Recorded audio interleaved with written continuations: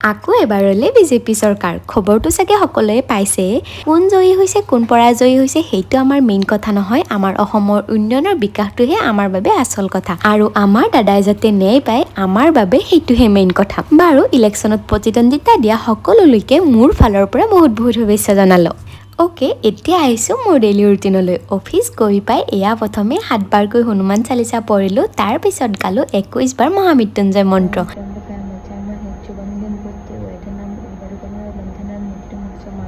তাৰপিছত খাবলৈ আহিলোঁ দুপৰীয়াৰ চাহকাপ গাখীৰ দিয়া চাহ আৰু চানা ভাজা দুয়োটাই বহুত বেছি বেয়া ৰাইচ কিন্তু কি কৰিব জিভাই নামানে নহয় জিভাৰ লগতে খাই দিছোঁ আৰু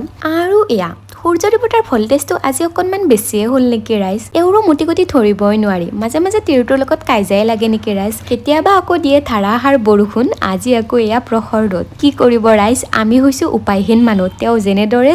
চলি থাকিব লাগিব আৰু